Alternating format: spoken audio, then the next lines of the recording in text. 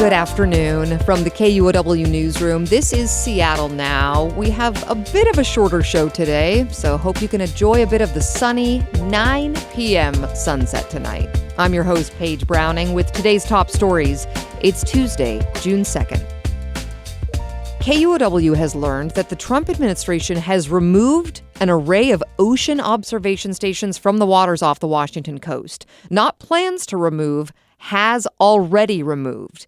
The removal is part of a national dismantling of a network of data buoys in the Pacific and Atlantic Oceans. The National Science Foundation just announced the cuts last month. Jan Newton is an oceanographer at the University of Washington, reacting to this blow to ocean science. The information from the ocean is used in so many ways, and it's so few and far between that it's really just so sad to lose these treasures. The floating stations off Grays Harbor had been monitoring ocean conditions, including storms, temperatures, and oxygen levels. They were pulled in September. 3 high-tech observation stations off of Newport, Oregon are slated to be pulled out of the water by the end of this month. Dungeness crab fishermen told researchers that not having weather reports from buoys off Grays Harbor this winter made their work at sea more dangerous. Seattle residents will show whether they're willing to pay more taxes to make buses better this coming fall. Today, Mayor Katie Wilson announced that she'll ask voters to renew the Seattle Transit measure for 10 years. Voters passed the measure, which is expiring 6 years ago. Wilson's proposing a 0.3% sales tax for transit, which is double the current rate. And her office says if it's passed, it would add 100,000 more bus trips every year to Seattle's streets. The city council needs to approve sending the measure to voters in November. Over in the council offices, an idea is going around to give more Seattleites discounts on utility bills. City Council member Dan Strauss proposed the legislation today. His bill would expand eligibility for the utility discount program to include 30,000 residents that don't meet the income criteria now. A council committee will take up the measure June 11th.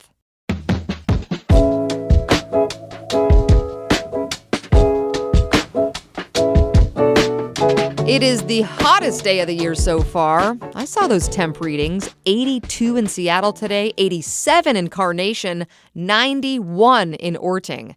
It's only June 2nd. But heads up, several King County beaches are still off limits to swimming.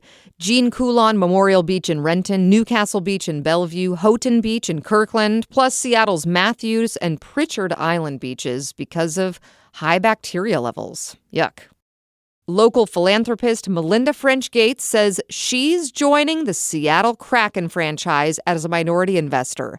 The NHL still has to sign off on the deal for her to join One Roof Sports and Entertainment. This will be her first ownership stake in a major professional sports franchise. And Seattle area global health advocates are remembering philanthropist Bill Clapp. He died last week at the age of 84. He founded multiple nonprofit organizations, including Global Washington and the Seattle International Foundation. In the research realm today, the Seattle-based Allen Institute is pouring big money into a new initiative. It's designed to speed up progress in treating brain diseases like Parkinson's, ALS, and Alzheimer's. Gabriel Spitzer has more. Scientists have made huge leaps in the last few decades in understanding diseases of the brain. But the Allen Institute's Ed Lean says that hasn't always led to actual treatments and cures. Despite huge advances in studying the brain, translating those discoveries into therapies has proven to be extraordinarily difficult. Just to give an example, 98% of Alzheimer's drug candidates fail in clinical trials. This is frustratingly, agonizingly slow progress. Lean is leading a new initiative called the Brain Health Accelerator.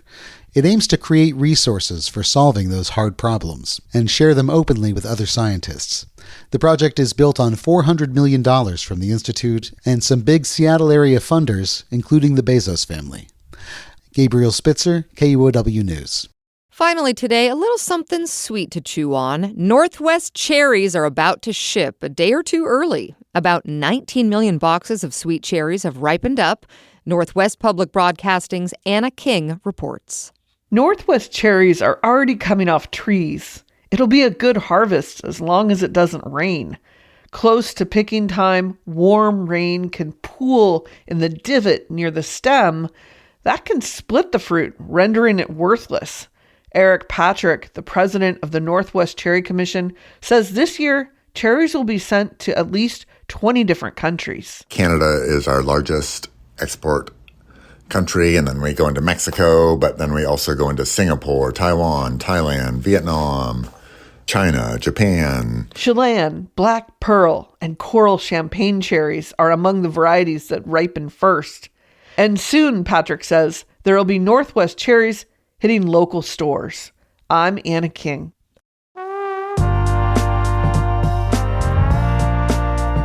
Next time on Seattle Now, Seattle's social housing developer is accepting applicants to live in a modern apartment complex near Pike Place Market. For people with the lowest incomes, that one bedroom could be as low as about $700. Hear more Wednesday morning. And we're getting closer to a very exciting day, Saturday, when Seattle Now has a live taping at the Cascade PBS Ideas Festival. Trish will talk to King County Executive Gurmai Zahalai live on stage, all about how you run a large county. Get tickets at cascadepbs.org/Ideas Festival. We also have a link in the show notes. You still want that discount code? Promo code Seattle Now for 20% off. That's all for today from the KUOW Newsroom in Seattle. Our producer is Andy Hurst. I'm Paige Browning. Seattle Now and KUOW are members of the NPR network. See ya.